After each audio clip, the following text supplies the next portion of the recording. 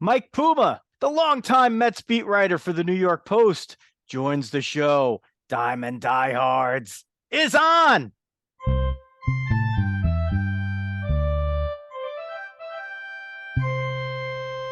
Joe Rizzo here, bringing you baseball along with the dog, Jeff Healy. We welcome back for the third time our longtime pal, the great Mets beat writer for the New York Post, Mike Puma. Pooh, welcome back. It's good to be back. Is this the third time? I feel like it's only the second time. No, there was one very, very early, in the early days of the show, and then that was in 2020. Yeah. And then in 2021 was the second time. Okay. And then we skipped last year because we screwed up. And so now you're back, 2023. Okay. Well, it's good to be back. So here's the thing that everybody needs to do straight off. Follow Mike on Twitter at NYPost_Mets. It doesn't matter if you're a Met fan, a Yankee fan, a baseball fan, or none of the above. He's a great follow anyway. Follow the dog at Jeff Healy 8. That's the number 8. And you can follow me at Diamond Diehards on all social media. And if you haven't subscribed to the show on whatever it is that you're watching or listening on, if it's YouTube, Rumble, Spotify, Stitcher, Apple Podcasts, whatever, we need you to follow there and check it out and spread the word. Okay. We're going to sell some books. And before we sell some books, we're going to tell you about the Mascolo Group Realtors. Take care of all your needs in the Northern and Pascack Valleys and all of Northern New Jersey with the Mascolo Group. Go to GaryMascolo.com or call 201-615-3665. As for all of our supporters on the show, if you don't catch it right here and you don't feel like playing that back, just go to the description. No matter where you are, all of our information on our sponsors is there. Let's sell some books. If These Walls Could Talk. New York Mets, stories from the New York Mets dugout, locker room, and press box by the great Mike Puma. It's been out for about a year almost. The dog read it. Mike, I got to admit, I did not read the book. However, I listened to it because I'm an audiobook guy. So you listened to it? I did. You're ahead of me on that count because I keep meaning to, they sent me a copy of the audio version and I keep meaning to do it. And yeah, how did it sound on audio? I loved it. I really loved it. I thought you did a great job. I could, even though it's not you as the auditor. Yeah. I felt your voice in there. Okay. And I think that's a testament to the way it was written and your writing style. It's different. This is not like a compilation of your newspaper articles. Like the way that you did it and you framed the stories and you gave background and you made it funny. You threw in, some of the 4-letter words here and there, not gratuitously, but like where it mattered, like all that stuff. It was just so well put together. I really enjoyed it. I didn't want to make your head big before this moment. I wanted to get it, on the air for you, but dog will take you down a couple of ladders here, but probably not. Dog did actually read it. He had it sitting on his dresser for a year and a half or whatever since he read it a year. And of course, like we're getting ready for the show prep, he's like, I can't find the damn thing. I can't remember half it. You know who else didn't read the book that I gave a copy to was Jacob deGrom. And I would give him hell at various points throughout the season because he would, now last year he would come and go because he was injured and, and what have you, making rehab starts. And, every several weeks when he would pop up, I would say, did you read the book yet? Did you read the book yet? No. But, at least he's honest. Yeah. Now, so, Now he's done it. I'm gonna have to wait until I guess the Rangers come to Citi Field in August to ask him again if he read the book. Hey, if he's an audiobook guy, I mean, could be a lot of flights, a lot of time. So I like the audiobooks because I can, I could walk or I could run, I could hike, but a lot of driving. As a hockey dad, that helps. The audiobooks I can get. I have the Fordham degree, but I am not a well-read guy in terms of like opening up books. I did make it this far in life, but not because of that. And now I have discovered, because of this show, we started to get more and more authors on. And I'm like, I got to find a way. Like I'm not having somebody on who wrote a book and talking about a book that I didn't read. I simply won't do that. Like that's Yeah, it's tough. Yeah. Yeah. well, it's just I'm kind of principled that way. I'm like, if you're willing to help me out to come on, like I don't even give me a free copy. I'm gonna pay. I'm gonna contribute, and we're gonna have fun with it. But the audiobook has that. Like I've become a big fan, so I can recommend it from an audio standpoint. And Dawg, I guess you could recommend it from a traditional book standpoint as well. Absolutely. Absolutely. Yeah, it's great. I mean, it's great. And I think sort of part of the fun is like when you know the story, when you know like the bones of the story, right? And then kind of putting the flesh and the coloring out and stuff, and giving some more of the background and stuff. That was a ton of fun. That was the biggest answer I got out of the book, was Yeah, like, I think all that stuff. I think that was the strength of the book, kind of reporting some of the behind the scenes stuff that maybe fans didn't know. Now, I mean, obviously everybody knows they went to the World Series in 2015, but to get some of the behind the scenes stuff and what went into the thinking in certain situations. And then there's some stories in there that never got told before, like Yeah. Wheeler. The Wheeler one, yeah, but I'd say that is a great chapter on all that. That was that was fun. And, that was just so mental. I mean, that's one of the things. Once again, I'm like, that's just the authenticity right there. I'm like, you totally see that coming from that organization. Unfortunately, from back then, yeah, it's a different realm now. Yeah, different day now. Night and day now. So, I wonder, have you taken any weight loss advice from any players lately, Mike? Have I? Yeah. I could probably use some.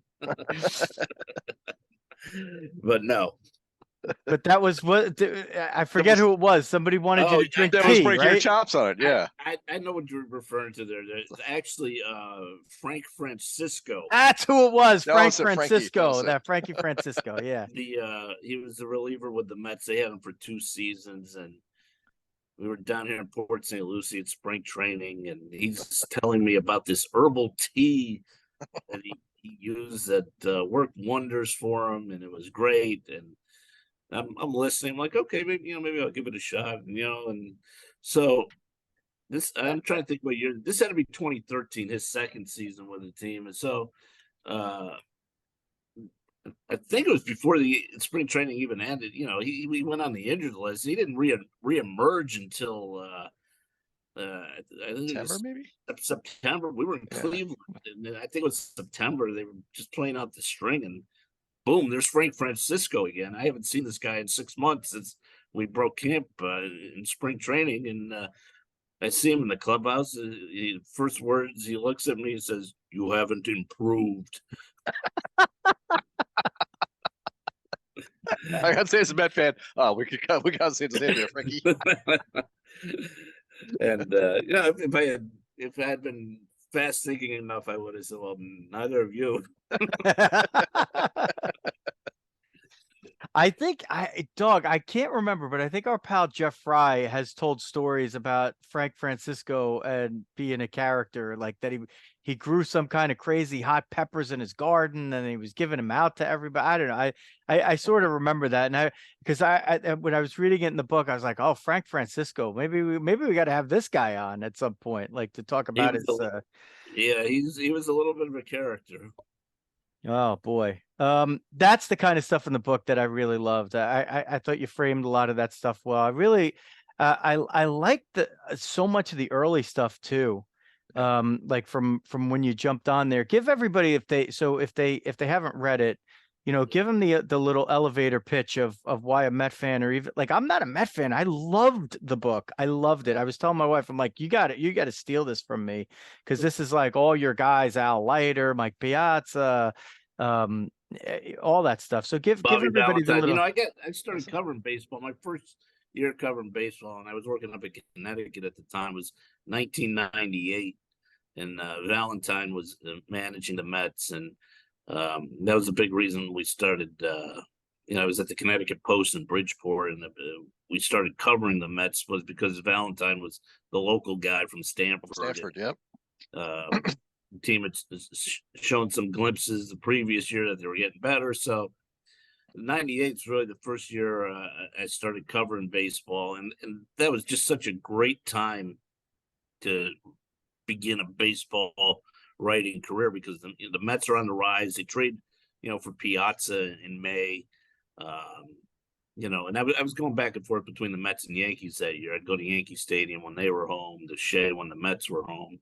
And, the Yankees obviously had the historic team that year and won, 125 games and cruised through the world. But, the fun team was the Mets because here they were on the rise, and you had Valentine over there, and he and Steve Phillips are sniping at each other before long. And they got Piazza, which kind of legitimized them. And it was a good and for my money, and I think most Mets fans will agree with this. The best team of that era was probably the '99 team that fell short of the World Series. That they lost in that epic series against the Braves in the NLCS, and then 2000 came along, and they kind of, you look at the players on that team, and it's like, how did they do it?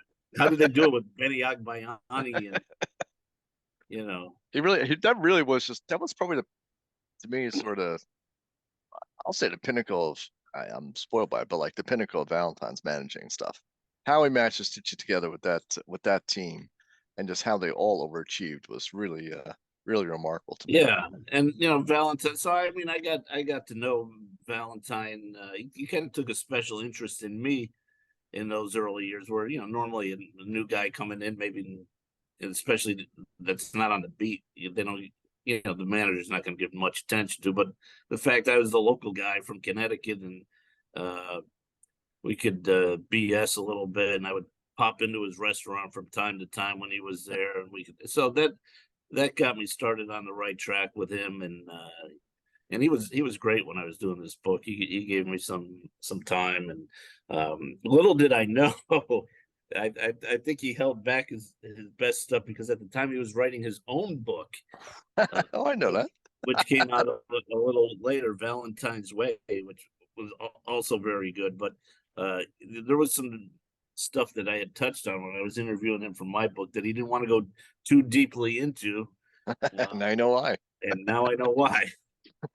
Yeah, I love that part. Like I specifically love the part where you're talking about like reverse platoons, right? And Yeah. he's just so far ahead of his time. Like it's stuff Dawg and I were kind of like, Dawg and I are not from the Geek Central here. Like we don't believe in these launch angle things or anything like that. Like we're kind of the old school, old man yells at cloud, like this is ruining the game. But when it came to stuff like that, we found, I think, from our Stratomatic days that there were some metrics that could be very useful. And like Bobby V, when you looked at it, he was playing those reverse platoons, and people were like, "What are you doing?" And Mel Rojas and Dawg and I are like, "Yeah, that's a great move. Like, why would you? Of course, bring in Mel Rojas to face like 9 lefties." Right. It was good stuff there that I think highlighted Bobby V in a good way as like a really incredible baseball man, athlete. I don't know if you got the part in there about he had the greatest performance of any high school football player ever. Did you know this? Do you know that he scored 6 ways? He scored a touchdown 6 different ways in a high school game. In the same game. Game. Yeah. And I don't think he played in like the second half or so. It's insane. Like I heard him talk about it on Mad Dog one day. You can run, you can catch a pass, you can return a punt, you can return a kick, you can score on defense. That's 5. Maybe I think a fumble and interception. Yeah, I think it was the safety thing was thrown in too, something like that. I do remember hearing that story way back when. Yeah, I was a Stanford guy for a while, so yeah, you heard all the Bobby V stories. Yeah, and he's just a remarkable guy. He's really lived kind of a fascinating life with all he's done. Yeah. going over to Japan and winning over there. And then, coming back here and doing all the TV he's done in his restaurants. And he was athletic director at Sacred Heart University for about 8-9 years. He gave that up to run for mayor of Stanford and lost a close election to be mayor of Stanford. And now he's out, relocated to the West Coast. He's doing some TV pregame, postgame with the Angels. Oh, that's right. So I didn't know that. He actually moved last year. He moved out there full time to Southern California. What did he tell me? He drove his Tesla cross country, and I guess it can be done. I guess it can be done. And actually, that's funny because that I do know from buddies that have it. Like it will plot like the whole way for you, and that must have been hilarious because that thing must have said this will take you like 15 days or something. And then you gotta drive to here, wait, get a charge. Oh man. Well, you don't have to drive all of it yourself. Well, yeah. You could let it just go. Just let it go, yeah. Ish. Hey, Tesla, take me to Chavez Ravine. Okay. Okay, all right, I'm gonna take a nap. No, taking you to the ravine. I hope not. Wait a minute.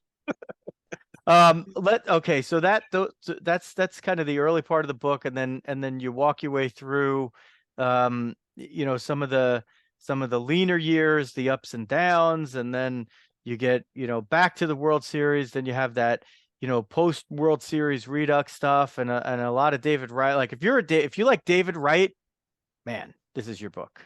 This is your book because you found out stuff about him that you didn't see anywhere else before. I think, and another guy who you painted a very good picture of.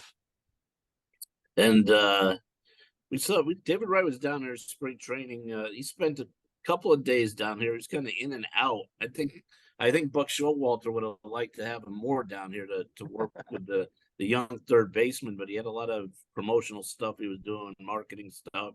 And that's the thing now. He's very busy in his own life now. It's a lot of guys will retire and they're looking to get back as much as they can, be at spring training or do whatever. And David Wright really doesn't have time for a lot of it. He's got 3 young kids. He's coaching his kids.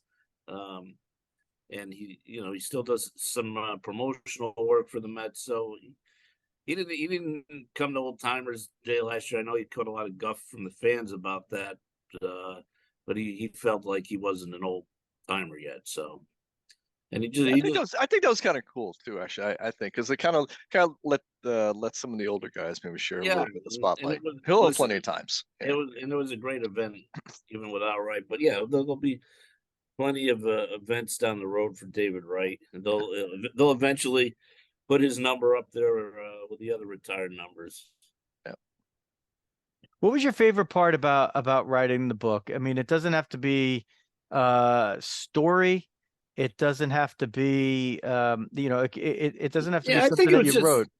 No, I think it was just reconnecting with some of these guys I had covered over the years. Like I hadn't talked to R.A. Dickey in a long time, and get him on the phone and kind of recount his Cy Young season with the Mets in 2012, and just what's going on with him living down in Nashville on a farm with his kids are going off to college now and everything, and talking to guy Billy Wagner was very helpful with the book, and Jeff Francoeur, and just a lot of guys that you forge relationships with over the years, and maybe you'd lost some touch with, and to get them to kind of help out, recount their memories. That was probably the best part of it. The audiobook reader did have a fun time with his Billy Wagner voice. he did the whole Billy Wagner voice, and he really threw in. He had a very accentuated accent, more Brooklyn than Queens, I would say, and a lot of over enunciation. It was you should definitely go back and I'm gonna have to listen to it. It's not that long. It's audio book wise, I think it's 6-7 hours or something like that. Okay. You could knock that out in a couple of flights, please. Oh, sure.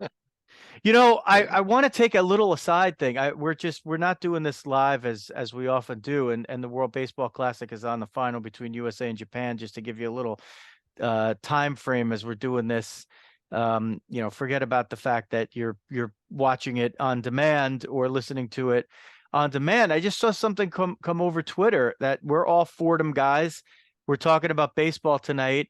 And Fordham baseball, I just saw a tweet. We are deeply saddened to hear of the passing of Fordham superfan Fred Negron today, a 2006 Block F Awards honorary letter winner. He was a staple at all Fordham events, but had a strong bond with us. R.I.P. Fred. So condolences to Fred's family. That's a Fordham superfan there. And you guys, when you see the tweet, you'll see the face and you'll know exactly. If you now you have a name to the face, but Fred Negron. So our condolences deeply go out to him and his family. A little sad note here as we move along. Back to the other stuff, maybe. We tried to sell you some books, Mike. Now we're going to try to sell you some newspapers. And before we do that, we're going to tell you about FMS Graphics, which is a family-owned, family-run business for the last 50 plus years. Fordham owned, by the way. Take care of all your printing and promotional needs at fmsgraphics.com, fmsgraphics.com for all your printing and promotional needs. Okay, so you're on the beat. Dawg and I were just talking about this before you joined us. And you being with the Post in New York for such a long time is a great accomplishment. But as part of that family, the Post is one of the rare outlets that can be counted on to actually have beat writers that A, know what they're doing, and B, have been around and can really cover the team and not just hand you stuff on a plate, give you whatever the team really wants you to hear. Mike, your role is different now. It's kind of more important. You're still young, but you're part of this old guard in terms of mentality and the way you cover it. You understand how to get a story. You understand when, somebody's bullshitting you to your face and you got to go around there, behind them and talk to 3 or 4 other people to get an actual story. And that's the stuff that you're doing so well for the Post now. That's why you're a must read, frankly. Well, this is season 14, so I feel like I've probably seen, just about everything at this point. But I'm sure I haven't. But but yeah, and it's a changing media landscape. So much now. There's there's so many fan blogs out there, and there's so much digital, and a lot of the Posts now is digital with the website, and we still sell a lot of newspapers, but it's definitely different than what I got into 30 years ago when I started writing for a newspaper. Is that a challenge, kind of managing all the different media channels and stuff like that, and how you kind of you're used to kind of writing the article and you sort of design the story in that way, and then also it's like, okay, now you got to do 5 blasts out on Twitter or something. There's more work than before. We have a premium site on the Post that I don't know what it is, $5-6 a month that people pay for, and we have to have content for that, so that adds to your plate, and there's some video stuff we have to do now, and it's a lot. There's a lot of different bases you have to cover, but it's still fun. Is it kind of good to like occasionally get something like where you maybe have like a shorter story that wouldn't necessarily be enough to be a full article or something like that, and then you can kind of do something that's more like blog posty or something like that, or is it again kind of more like taking it big and how to cut it down more? It's still kind of aiming toward the newsy stuff, and there's more of a time element to get stuff up on the web as soon as it happens, or maybe you just write a few paragraphs just to get it up, the bare bones, and then you circle back and do more reporting to get the full story up there. And fans are lucky. People that read the Post website are lucky. If we're not the last the newspaper website that's the majority of it's free, we're among the few in the country that still put it out there for free on the web. And now I don't know how much longer that's going to go. If there'll be a day where stuff is behind the paywall, but you look at the majority of newspapers out there with websites, and you have to pay for it. And with the Post, you still get it just by logging on nypost.com. And we appreciate it. It's well, another thing that makes you a must read. But exactly. Yeah, you can't beat the price. Yeah, you can't beat the price, but it's still, and there's still that other old guard that goes out and gets the actual paper every day as well too. I wonder if you have people that see you and recognize you from that picture that's next to your name from I remember one of the things that my newspaper writer friends always did was they always managed to not hand in a new picture for the paper. Yeah. You see, so, even now I still see some of them that have been, looks like they're 20, 25 years old with some of these pictures. But you know what? I think I recognize probably the most because of the Twitter presence. Just even just yesterday, I was at the ballpark and some fans were yelling my name. It was like, Puma, let's go Mets, and then the guy added at the end, and let's go Fordham too. Oh, there you go. Oh, so he's all in. Yeah, so it's clear to get that from Twitter because I was posting a lot of Fordham stuff. You were cranking, and it was great seeing Chris again too. What you calling? It was Chris Carino. So, yeah. So who's my sort of counterpart for the most part on 1-on-1 as we sort of put that. For some reason, I don't know. Yeah, you guys did a lot of shows. Started to class it up with Carino and me. You wouldn't put me and Riz together. That's because Carino let you talk. It worked out better for him. Yeah, I still suckered you back 30 years later to sit there and say nothing for an hour every week. So you and Chris Carino were the WFUV broadcast team the last time Fordham made it to the NCAA tournament. Yeah. But I was lucky enough to be behind the mic when the Rams won the first ever Patriot League tournament on a buzzer beater the year before. That was the year before. That was at Holy Cross, right? Yeah, it was. And Barry Brooks was my color man that day. And in grand fashion, as soon as Jean Prelot hit the buzzer beating 3-pointer at the end of overtime, the first thing I did was I took my right arm and I threw it out and I covered Barry's mouth so he would shut up so I could make my call.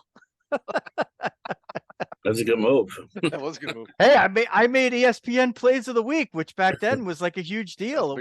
There was no nightly thing. It was Plays of the Week. It was me and Darryl Strawberry checking himself into Smithers that week. Wow. From the Dodgers. Yeah. That's when that was. And I was on FAN. They were putting it, and of course I was in Massachusetts, so I couldn't see or hear any of it. Wow. And I had to have my friend in Florida tape it because nobody had a VCR to tape it for me. I don't want to say what he taped over, but I'm glad he did. My friend Ted. That's a good videotape still. There's other stuff on it that's interesting. Anyway, more on that later. So you still have the verve, you still have the vigor.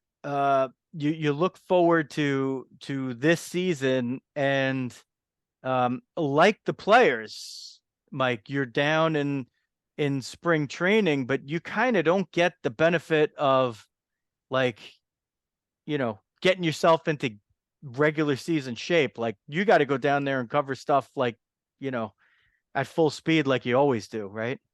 Yeah, and you're not writing about the games down here, so that'll be The real adjustment will come next week when opening day comes and you're writing on deadline again and writing writing about the games. But down here the biggest challenge after a while, and now we're getting toward the end of camp, it's just finding new stuff to write about, because you're at the point of camp where it seems like you've written about just about everybody, everything, and the thing that's kind of thrown some newness into it is they got a couple of big, certainly one big injury with Edwin Diaz going down for the season. So now that kind of changes the storylines a little bit now, and you start writing about what's going to happen with the bullpen and such.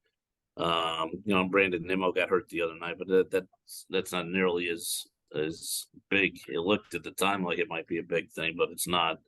But yeah, you get down to the end of camp here, and you're kind of scraping for new territory to cover, because it has been, what are we at this point? Over 35 days or whatever. So we're at the point. Let's get on with it. And as we transition to talk about the Mets 2023 outlook without Edwin Diaz, we remind you that Edwin, it might be a good idea for you to go to Gatto Acupuncture and Wellness in Glen Rock, New Jersey. That's the place for you to manage your holistic health. Book online at gattoacu.com, GATTOACU.com, or 551-212-3845 on the phone. Dr. Melissa will take care of you. Edwin, maybe you go to Dr. Melissa, you get back for the playoffs. Who knows? That's a good way to do it. That does change things for the Mets. I felt with all of their talent, they have such a deep lineup. You could argue that, Lindor is their most important player. You could argue Alonso's their most important player. There's could argue maybe Nimmo because he gets things started and keeps them fired up. I think Diaz is kind of to me, he's like the glue that brings it all together, which is, he reminds me as a piece of this team the way Mariano was to the Yankees. Now, I'm not saying he's, Mariano Rivera, even though his stats were Rivera-like last season, and they have been at a lot of points in his career, but just his personality and the Timmy Trumpet and all this other stuff. It's like you're thinking about Edwin Diaz in the fifth inning when you're up 2-1. You're like, can we get to Diaz? Can we get to Diaz? Can we get to Diaz? Can we get to Diaz? Because then it's over, right? And now, like, it's just gone. Am I overrating his presence? No, I think that's a pretty good analogy you made with Rivera, and not necessarily on the results. Although you look at the year Diaz had last year, and that was that was up there with any year Mariano ever had. But it's the presence, and thinking about it like, okay, this is an 8-inning game now, because they have Edwin Diaz down there, and he's going to come in and he's going to strike everybody out. And now it's like, all right, how do you piece this thing together? David Robertson's done it before. Adam Ottavino's done it before. It's not the same thing though as having that stud at the end. It's like going from a Lamborghini to, I don't know. I'm not good with cars, so a Corolla. Nice stable, steady Corolla. Probably get you there. But does it mean the Mets can't win this year? No, it doesn't mean that. You have another. If Robertson steps up and is a reliable closer, the key is going to be finding that depth behind him, like who becomes David Robertson now that David Robertson's got to move into Edwin Diaz's role, that kind of thing there. And right now there's some legitimate concern whether they have those pieces. They're going to have to try and find them. That was one of the good things that the Mets have kind of done in the offseason. They sort of recognized that one of the holes last year was kind of like that depth in the pen, and that how you get from fifth, sixth to the seventh before you kind of got to the more lockdown guys in the eighth and ninth. And they're kind of back where they are, unfortunately. Yeah. Right, because Seth Lugo, who had been pretty good for them for a few years, left, went to San Diego, decided he wanted to take a shot at starting, which is something he had talked about for a while. So they, it was big that they brought back Ottavino and getting Robertson out right now looks huge, because if you don't make that move, you're really you're really up the creek there a little bit. Yeah. So I guess there's always the trade market too, right? Yeah, but as you know, we're not going to see trades in April and May. It's going to be, June, July, right up to the deadline. That's when those guys become available, and teams and there's fewer and fewer, with the extra wild card now, there's fewer and fewer teams that are out of it. Everybody kind of thinks they're in it. Yeah. So, but if you look at what was available last year at the trade deadline, David Robertson was available last year. The Phillies went out and got him. The Mets didn't think they had the trade pieces to get David Robertson. I think it's a case of hold it together for a few months here, and then if you have to go out and get somebody in July, you do it. But I think it'd be very difficult right now to say. I know my colleague John Heyman wrote today that they should go out and trade for Diaz's brother. Right, yeah, with Cincinnati. It's hard to make. It's a good story. What do you think about? People have been sort of muttering about with the Mets older starting pitchers and stuff. A lot of depth in the rotation. Some people have sort of muttered even before the Diaz injury, maybe going with like a 6-man rotation, kind of take it down for a little bit, and maybe they can extend. I mean, now you sort of put the wrinkle. Maybe they get that extra inning. It's a little bit less often. Is that something that Buck you think would be open to? Yeah, I don't think they want to go 6-man full time, because there's so many off days in there that you get to the point where guys aren't pitching for a week if you go to a 6-man and you have a day off. But I think they're going to sprinkle guys in throughout the course of the season as needed, and they're even looking at it to begin the season now, because they have a stretch of 8 straight games scheduled to start the year, and maybe you put in the extra starter to get Scherzer some extra rest right off the bat. But it's tough to do it on a full-time basis. So I think what their plan is, they're going to pick their spots a little bit, and they're fortunate that they have 2 guys that they like in David Peterson and Tyler McGill. Now one of them's going to be in that rotation with Quintana out at least till July, and so you have the other one who's going to be needed, kind of as that 6th guy from time to time. Do you think one is the leg up on the other in terms of who's going to be the 5th starter? Yeah, it's tough to say, right? I think they view McGill as the higher upside guy, but Peterson's had the better spring right now. He still hasn't given up an earned run, and he was very steady last year. So if you had asked 2 weeks ago, I really thought McGill maybe had a leg up because of his upside, but his velocity hasn't been quite there, and he's also a guy they could look at in the bullpen. Even though he didn't exactly thrive in that role when he came back last year, he was coming back from an injury at that point. But Peterson's having the better spring, so I think right now he might have the edge. Yeah, it'd be good to get the lefty in the rotation. I mean, that was the nice thing about getting Quintana. That'd be a nice thing, and they had that with Quintana. Yeah. Now, last year they were prepared to go without a lefty, and then they had some injuries, and Peterson ended up making 19 starts. So, but they can move those guys back and forth, interchangeable as needed, I guess. And the nice thing is they, from the Mets' perspective, is they both have options, so you can bring them back and forth from Syracuse. If they were out of options, it would really create a bind for them. Do they want to use McGill in the bullpen at all? He seems like he may have stuff that kind of plays for there. Before Diaz got hurt, I don't think they were thinking in those terms, but now it's like, all right. And I don't think they want to go there right away. I think they kind of want to see what they have here. Yeah. And it could be one of those things as needed, because now now if you move McGill to the bullpen, it's like, all right, somebody gets hurt. Who's next up in that starting? Is it Joey Lucchesi? Is it Eliza Hernandez? It's like there's kind of a fall off there once you get beyond Peterson and McGill with the rotation depth, and with Quintana out, it really makes it harder to put McGill in the bullpen. It's nice we talk about our lack of depth in our 7th and 8th starters now. It used to be more like 3. Let's hope to string this together here. Yeah. Lugo gets run every once in a while. So, how about how about the third base? So that was sort of the topic du jour for you guys, and it's definitely timely.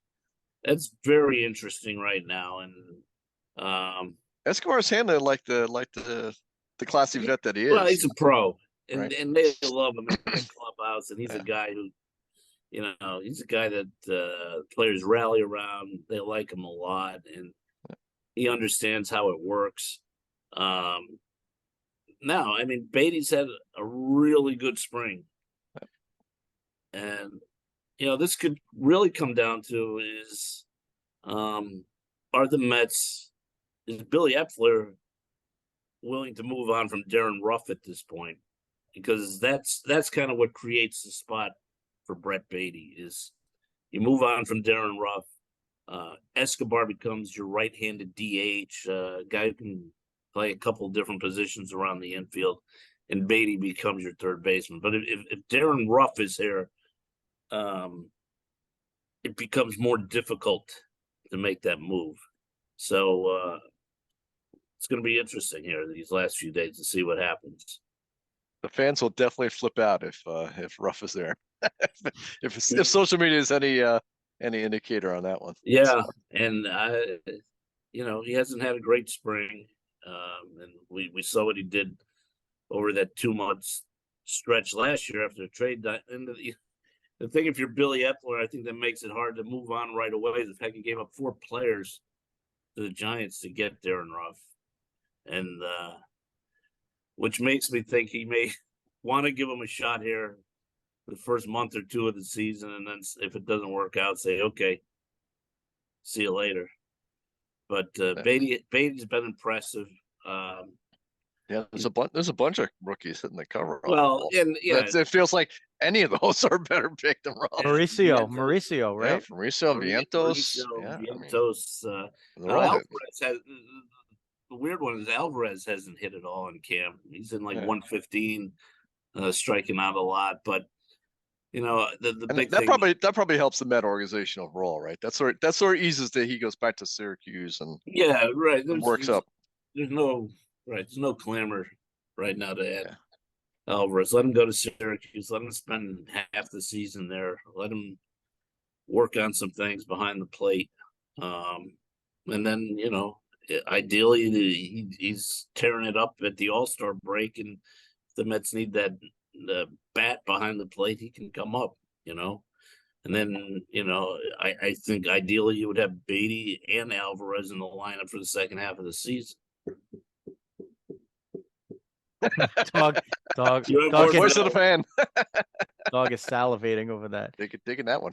Hey, listen, I love Escobar because on some random night in the middle of summer, I was like, oh, the Diamondbacks, who's this lefty they got? I'm like, let me see. I'm like, I'm gonna bet Eduardo Escobar to get a hit. I'm gonna bet him to get a double.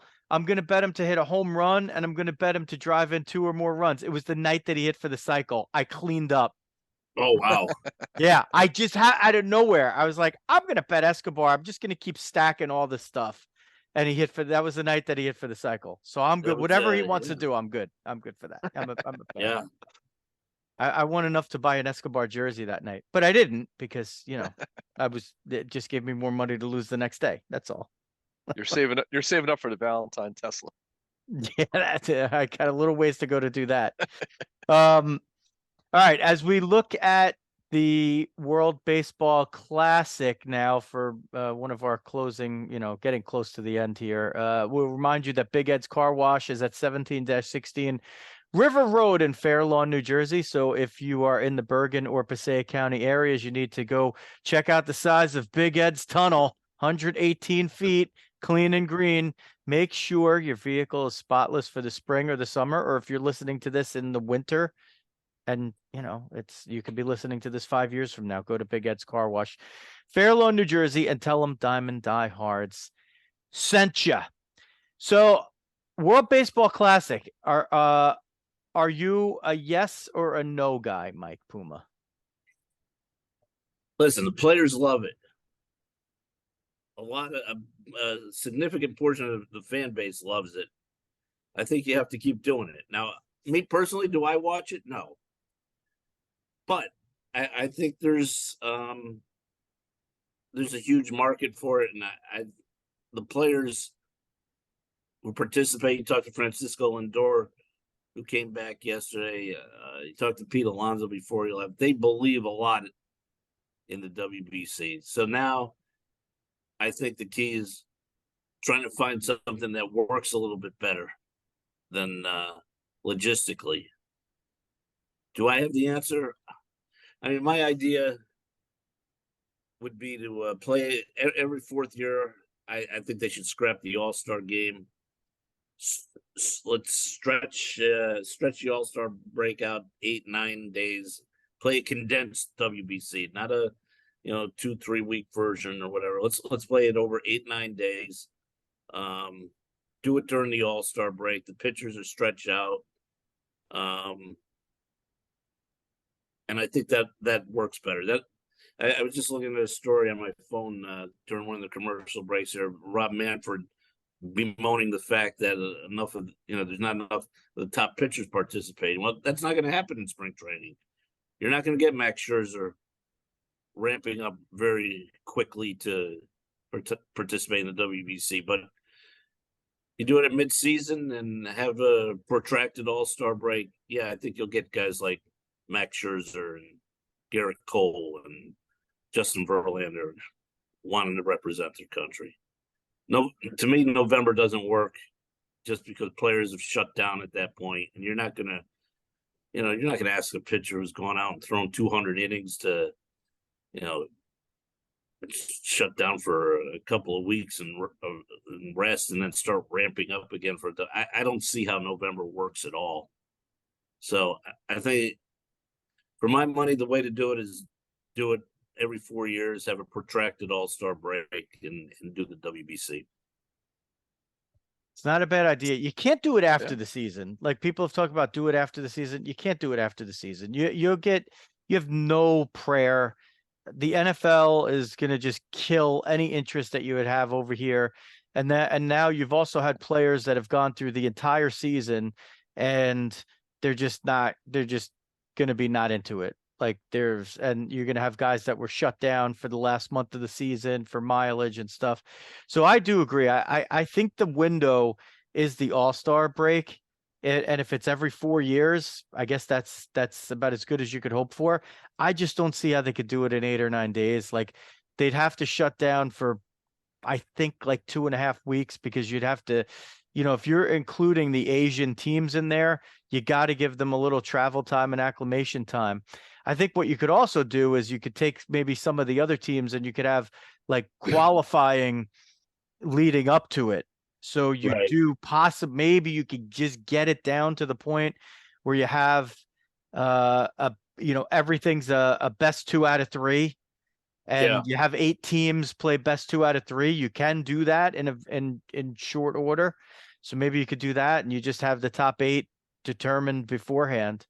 If you win or you're ranked a certain whatever, some of the regulars are just always going to be there and the other ones are trying to play their way into those spots. So maybe that's the way to do it.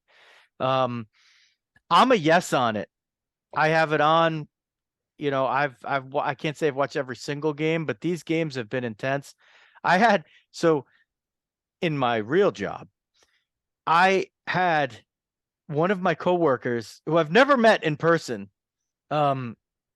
yet, but that'll change in a few weeks in San Diego. He lives in Mexico City. He's from Mexico. And he's actually a fan of the show. So, hola Juan. And he was watching this game, and we were slacking back and forth about the game, the Japan-Mexico game. And after Japan like walked it off, he dropped a couple of F-bombs in the Slack. I'm like, this is bad, but like it sounds funny, but like that tells you how much it means. Like if you're getting like that mad, he's like, I can't breathe, I'm so nervous, blah blah. I'm like, what more do you want from a sporting event? Yeah, and that's that's kind of emotions, and I think it's great for baseball around the world. In this country, it's not a big deal, I don't think, in the United States, but it's a big enough deal that it's something that I think should go on. How about the end of spring training? We just push the end push it back here because of stuff. Yeah. April's such a disaster. I don't know, maybe I'm a little spoiled by like the whole Northeast. Like you get so many late rainouts and everything else like that. I'm like, you know what? If you did 3 weeks then you started the season like the third week in April or something like that, kind of like maybe with the delay with the strike anyway. I think that should go. Guys are fairly stretched down. I mean, you kind of take your. Now you got to agree to play fewer than 162 games, and I don't see the Players Association going for that. The owners will say, all right, if we play fewer than 162 games, we're going to pay you for the number of games. That's where I think there's a big pot. I think they can make something work on there. No. So at least that way, like it would sort of like to me, it's almost like a finisher, and like it's it kind of roll in a little bit better. Like I'm a little nervous, like the shutting it down and then kind of restarting, and then like what's the spillover like for other folks on it. Every once in a while, I think I maybe can scratch off the WBC, just sprinkle it all around and get it done. A lot of doldrums in April anyway, right? Yeah, that's what I figure. Like it's always a little rough to get started. Just stay in Florida, watch them. They're peaking up, whatever. That'd be fine with me. I'd be down with that. And I still like it, even though Diaz somehow, whatever. The demons got to us. It's a fluke. I mean, who's to say that it wouldn't have been anything at that point? Opening day. If his knee was ready to give, he could have been stepping down into the dugout. It could have happened. Well, and that's you're right. That's the X factor we don't know is how far along his tendon was at that point. Did the celebration cause the entire injury, or was the knee already ready to go and it just needed a nudge, kind of, Yeah.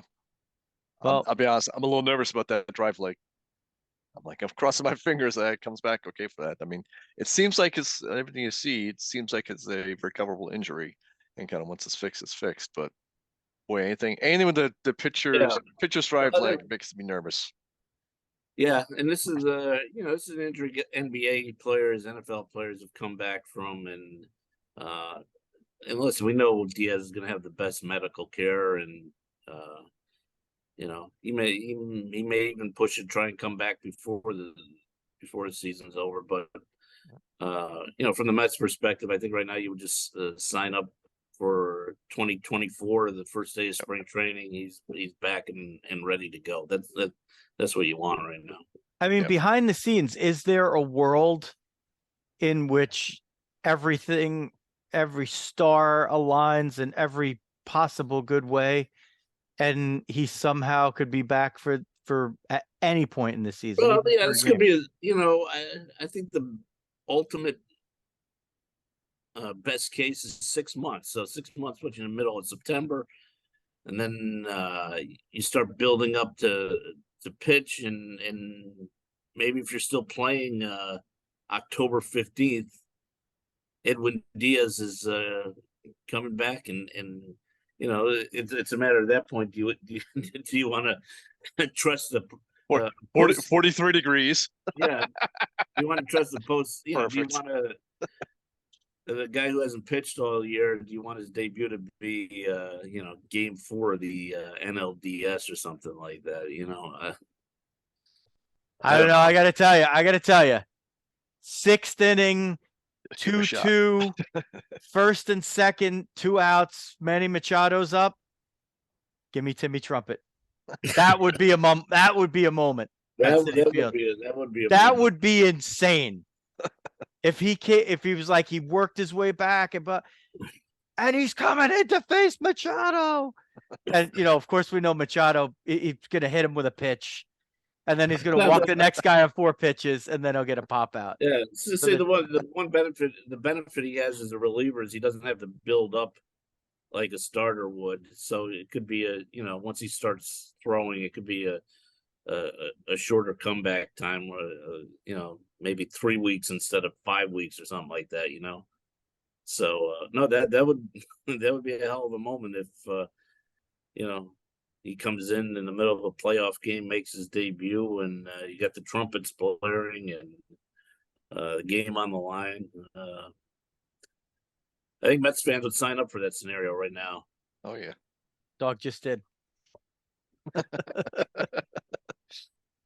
All right, I think we covered. I mean, I think we covered all that you could want to cover for the Mets. Now we did a little of the Fordham stuff kind of at the top of the show and a brief one there in the middle, but Mike, you don't really get to talk about your Fordham stuff and your Fordham background and like how you got here, and you've told the story on our show a couple of times, but we all had these same kind of influences, and you've gone into it as a full-time career. Dawg and I have swung back to it as just doing the podcast stuff here on the side, but give people a little sense of how your time at Fordham and some of these key relationships flipped you into a career covering baseball. Yeah, I mean, it was the big thing was, as was WFUV, getting to do all we did at the radio station, doing the basketball games, the football, the one-on-one, the talk show, and that's kind of what set me out on this course, deciding, hey, this is what I want to do. I want to report on sports, and it ended up being print instead of broadcast media, but there's a lot of the same principles involved. And I look back on those Marty Glickman days when he would sit in and listen to our tapes from the football games, the basketball games, and those were special times because I had grown up and I didn't know Marty so much from his Knicks and Jets and Giants, but I had grown up in Connecticut listening to him. He was the voice of UConn basketball when I was a kid. The first UConn basketball games I listened to, Marty Glickman was doing. So I knew who Marty was based on that, and to have him as a broadcast coach at Fordham, that was special. And then I look back now, and the fact that I got to work with a guy like Chris Carino, who's 20 years in as the radio voice of the Brooklyn Nets. That's something cool to be able to talk about, And the first basketball game I ever did was with Joe Rizzo, driving down to St. Joseph's University, December of 1990, if I recall correctly. Yep. Bernard Blunt drives the whole length of the court and misses a layup at the end, and Fordham wins. Yeah, that was the first basketball game I ever broadcast. And I had read somewhere Joe Lunardi from ESPN was I'm trying to think. It was his first something that same game. Wow. I read that somewhere, and I said, wow, that was my first. Maybe he was doing the St. Joe's radio or something like that, but he had the same first game, and I was like, wow, that's a coincidence. I did that game with Joe Rizzo. But just so that experience coming out of Fordham, and it really sets you up going forward. And I've been lucky. I've basically since the time I graduated in 1992 to now, I've worked in some form of media, whether it was ESPN radio right out of college, and then working at the local newspaper up in Waterbury, Connecticut, and that's how I kind of got started on the track print journalism. It's been a long and wonderful trip. Number 3 on Diamond Diehards is in the books, and we thank you again, Mike Puma, for the trip down memory lane and the unparalleled hour plus that you've given us to talk about the Mets and your book. Riz calls this a quick hit, by the way. Yeah, this is a quick hit. Everything's a quick hit. I begged him for 3 years. Like, can we do a 20-minute show? Yeah. Let's get a little teaser for people. Dog, I keep it under 3 hours. That's a quick hit. That's it. We're on over. So what you need to do is, the first thing you need to do is if you're on Twitter and you don't follow Mike, you got to do that right away at NYPost_Mets. The next thing you got to do is you got to go get your subscription to the premium stuff of the New York Post, or if not, at least check it out. NY Post online. You gotta, but it's definitely worth the few extra bucks to get Mike's additional stuff in there. And of course, whatever holiday is coming up, if you need to get a book for somebody, it doesn't matter if they're a baseball fan, even if they're a sports fan, if you're even from the New York area. If These Walls Could Talk, New York Mets stories from the New York Mets dugout, locker room, and press box, there it's guaranteed you're gonna like it. And whoever you give it to, even if you gave it to a Yankee fan, they'd be like, actually, this book was totally sick. This was a great book. Like I remember, like, I'm reading the parts about '98. I'm like, wow, I was so wrapped up in the Yankees and remembering about the Yankees in '98. I'm like, I forgot how the Mets were crazy in '98. 99, 2000, like, oh man, it was great. It was really great stuff. And of course, you got to follow the Dawg on Twitter at Jeff Healy 8. That's the number 8. And to follow all the Diamond Diehard stuff, if you're listening or watching, you've made it this far, hit the subscribe button or the follow button on whatever it is, YouTube, Rumble, Spotify, Apple Podcasts. Those are the big, 3 or 4 over there. So, make sure you do that. And our Facebook group is really, really good. Facebook.com/groups/Diamond Diehards. Check us out over there if you haven't done it yet. Mike Puma, thank you so much for joining us once again. It was my pleasure, gentlemen. Okay, that is going to wrap it up as we get ready for the close of spring training and the start of the 2023 regular season. For Mike Puma and the Dawg, Jeff Healy, this is Joe Rizzo. Diamond Diehards is out.